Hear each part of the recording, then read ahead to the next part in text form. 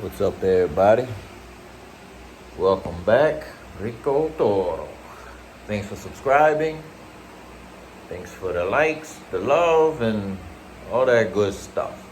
So, I don't really have a lot to talk about right now, but I was doing a pretty good job a minute ago just rambling. So, I might just ramble. But you know what? Usually there's something small that you can kind of pick up from any of my videos if you listen through, regardless of what the regular topic may be. And it should probably be no different, So, anyways, just a couple of random things, I thought of, something funny to me is,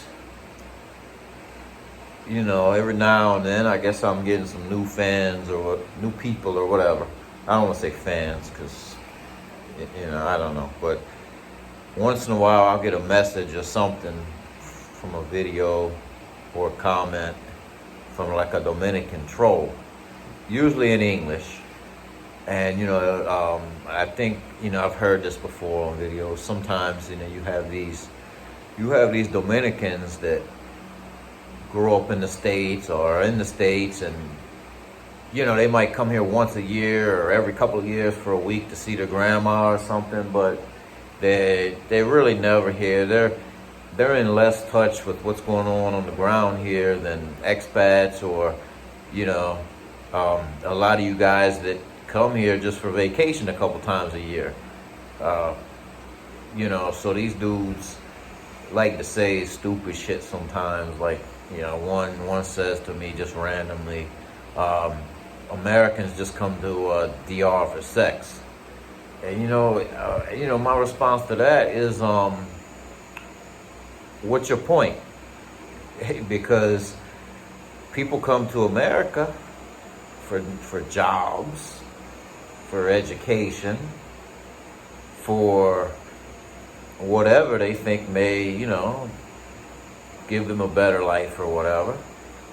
So what's wrong with us traveling or moving for things that are important to us? And the thing is, most of us have had our share of experiences long before we ever started coming here. And most of us were married or have kids, had live-in girlfriends, or just had our share of relationships and traditional experiences, etc. So we just happened to reach sort of a crossroads where we unapologetically live a little more for us, and there's nothing wrong with that. But it's just funny, these trolls, especially, the Americanized Dominicans, that say something like that, just some weird statement like that, as if we're supposed to feel like ashamed or apologetic or, like there's some point, validate some point of theirs, because there's really no point.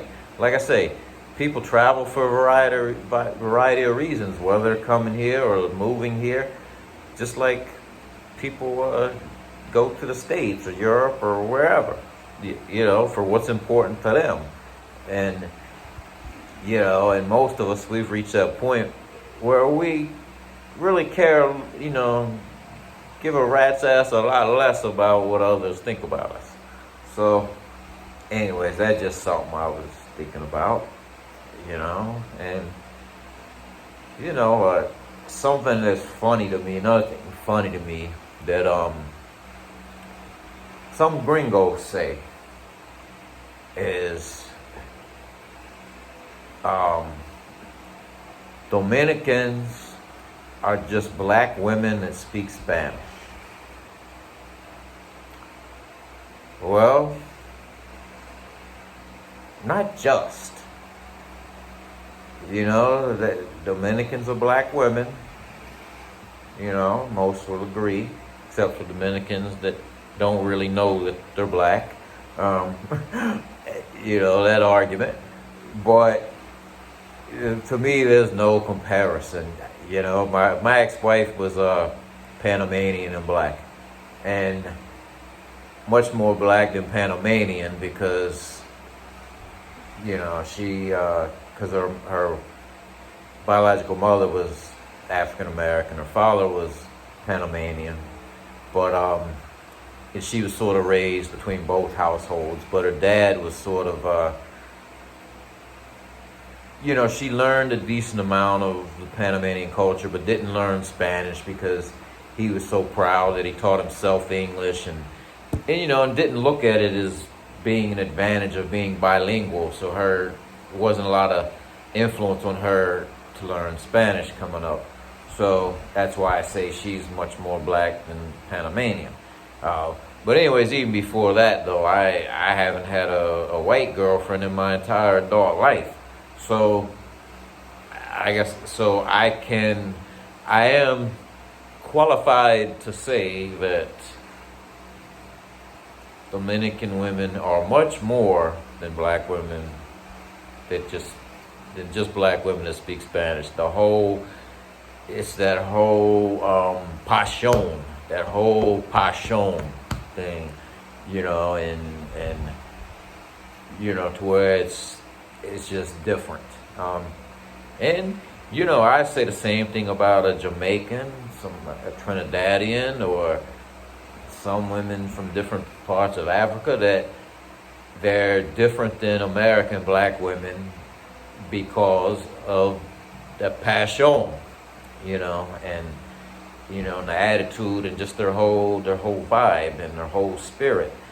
So, anyways, that's that.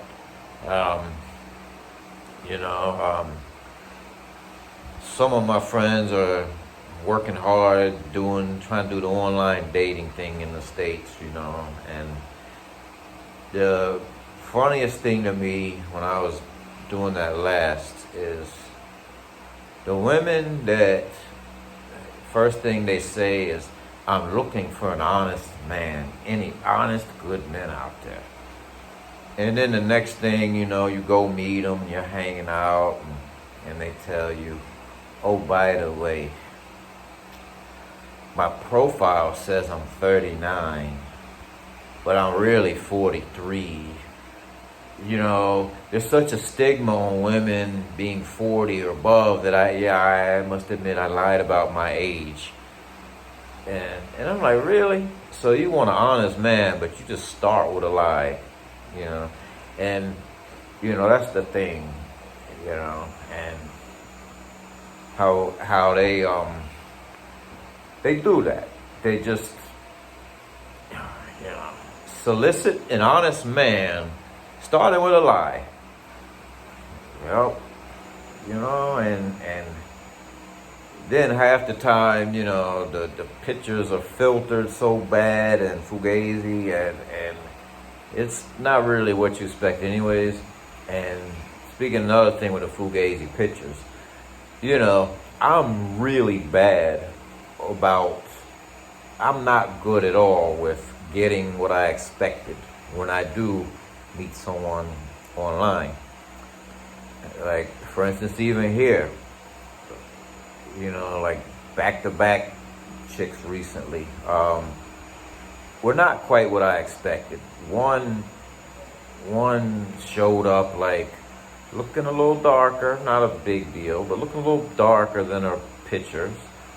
And then she had a tubie on and looked like 10 years older. Well, then when she brushed the hair out a little bit, I was like, okay, yeah, I can see it now. And because of the transportation situation at that time, I kind of paid a little decent chunk of change. Well, okay, I paid 1,000 pesos to get her here from Puerto Plata with one of my regular drivers because the carritos and guaguas were not running, and we're cutting close on time at a curfew. So she comes, and I say, you know what? I'm just gonna make a really stiff drink and see what happens. So yeah, I started warming up to her and stopped comparing her to the pictures and just trying to appreciate that she had nice legs and a decent frame on her, and kind of cool chick, good at making me my drink and stuff, as the evening went on. So, and then, I figured filtered pics, and there weren't a lot of pics. Same situation I fell for a couple of weeks before that. And I realized it's this. Some don't post a lot of pics or have a lot of current stuff, or their status and updates and their stories. They're like random jokes or pictures of other people. It's either one or two things sometimes. Either they're not that confident or they're shy. I don't know what it is, but I think some of them, it's a competition. Some of them realize they're not they're not top shelf. So they don't quite have that self-esteem to put a lot of pics always, and they filter one or two. But then, if you do a little more investigation, you look at a timeline like on Facebook, and you see that their profile picture was originally posted back in 2016. So shame on me for not really doing that much digging, but y'all understand where I'm coming from. So anyways, on a music tip, back in I started coming here in '08, but in 2006, 2007, I started listening to a lot of reggaeton, even before my Spanish was up to speed, or getting up to speed. And one artist that I liked back then was Tony Dice, Dize, and he did a lot of stuff with Wisin Yandel, but was in reggaeton, but he's kind of more of a vocalist too. But my point is, Tony Dice and Yandel from Wisin Yandel, when you're learning Spanish, their lyrics are really easy to understand. And that's kind of thing I learned. It's just like a real simple thing. And Tony Dice is slow, Yo sé que tú siempre piensas en mí. I heard that a couple times, and then I looked it up, and I was like, oh, okay. Basically, I know that you're always thinking of me. Okay, yeah, I can remember that one.